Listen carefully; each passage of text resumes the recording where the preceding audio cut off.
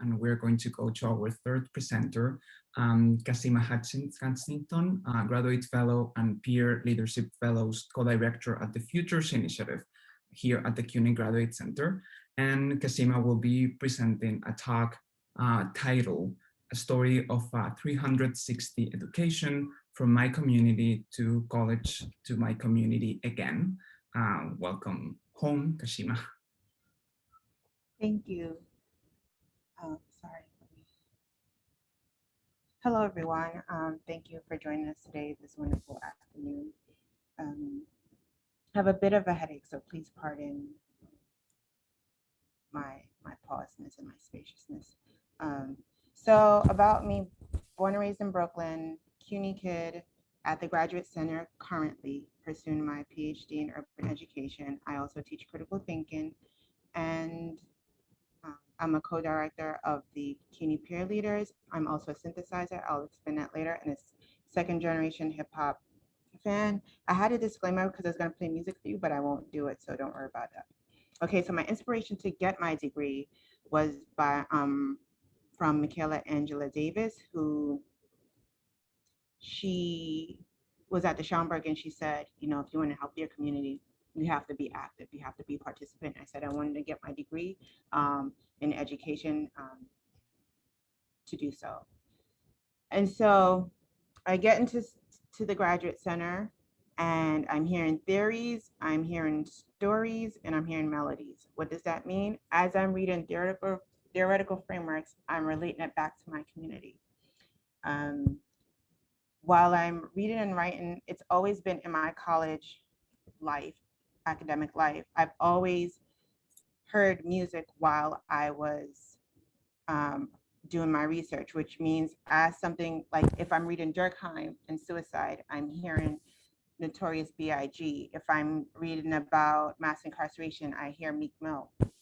And so all these things start to like come together and weave themselves into this lattice that I started to create with it. And so what really happened was I was going through these theories, and I heard, after reading some theories, I saw that there was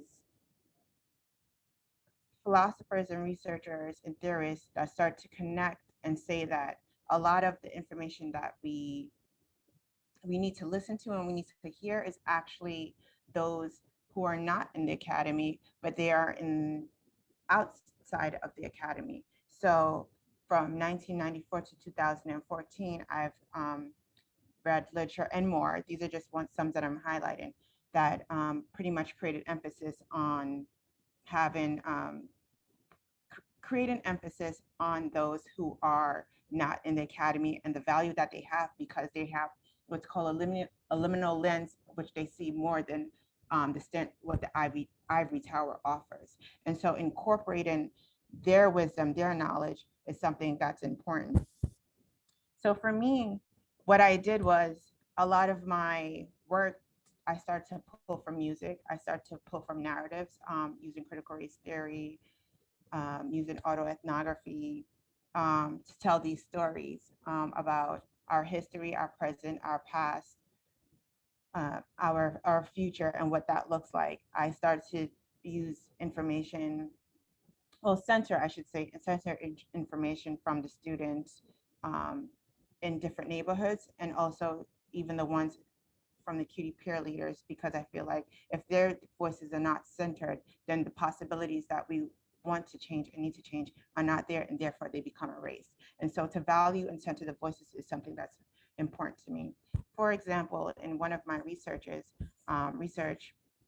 endeavors, I decided to do an infographic where Meek Mill, Maslow, and Bordeaux were actually theirs, and I put them together and looked at these three men and the work they did do and see how they incorporated. And when I did the lineup or the comparison, I realized that there's some things happening there where Meek Mill can discuss Abrams, has discussed the hierarchy of needs in a different way, and they both have motivational high motivational theories that they employ, but in different ways. And when I'm in my class, I ask my students, this is when I take it from the academy and go back into the community and I say, tell me what you see. And so I use graffiti, an element of hip hop, to explain what's happening in Bolivia.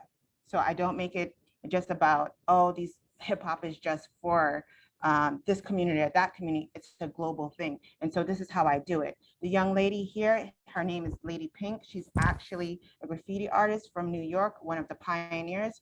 And so with these conversations, we have, I kind of level them up to have conversations about biopolitics, oppression, marginalization, and women's rights. And so, and then I bring back the historical context of slavery and then present day where women are in the field and the separation and commodification of women and land. And this is how I do it 360, from bringing it from going from wanting, from getting my knowledge, from loving my community, going to higher education and bringing it back again, and then bringing it back again to higher education for publication. Thank you. Thank you so much, Kashema, for your presentation.